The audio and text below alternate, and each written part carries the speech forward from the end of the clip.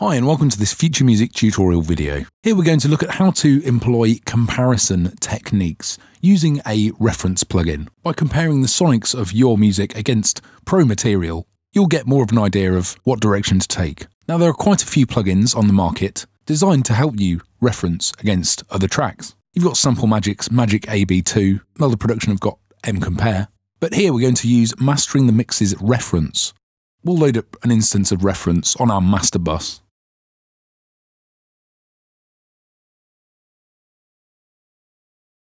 And we can drag and drop tracks onto here to load them in. You can load in multiple reference tracks, and if you've got several loaded in, you can select one by clicking a name tab here.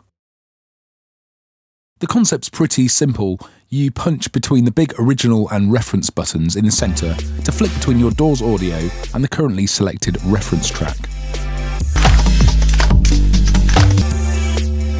And to make life easier, you can even set up a key command in the settings menu to flick between original and reference.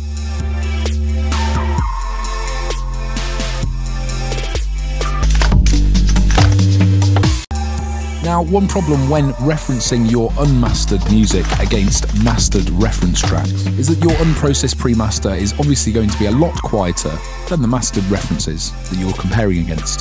So it's always recommended to turn the mastered reference track down to an equal volume, so it sounds pretty much exactly the same loudness as your own track. That means you're not going to be overwhelmed by the heavily limited reference, and you won't be trying to push up your levels to match. Instead, you can bring the reference track down in volume to level the playing field. Here in this plugin, you can toggle this top right level match button, and that will automatically match perceived loudness.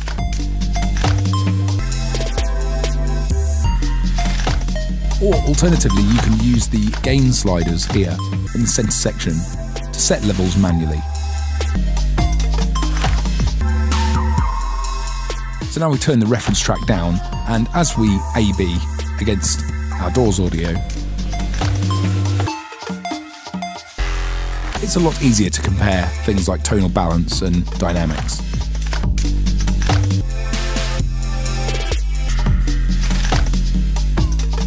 Moving on, Reference has got this Trinity display section down here, which gives you comparative visual feedback against the currently selected reference. A band's white horizontal line represents the amount of perceived volume in that band above or below the centre 0 dB line, compared to the reference track.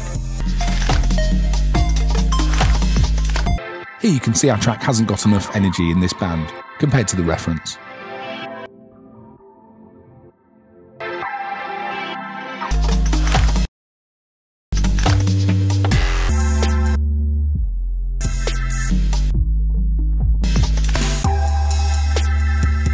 These oval sections above each band represent stereo width. The top horizontal blob is our pre-master, and the bottom one is the currently selected reference.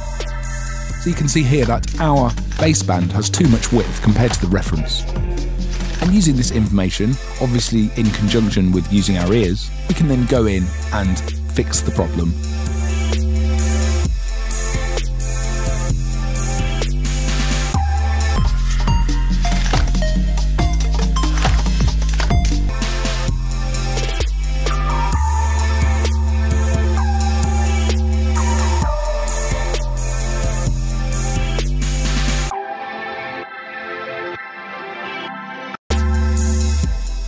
You can see these purple dots in a band. They represent punch or compression.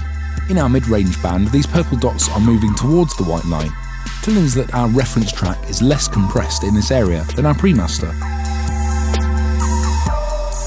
And again, this could guide our decision making and try and help our track punch in a similar way to the reference in that area.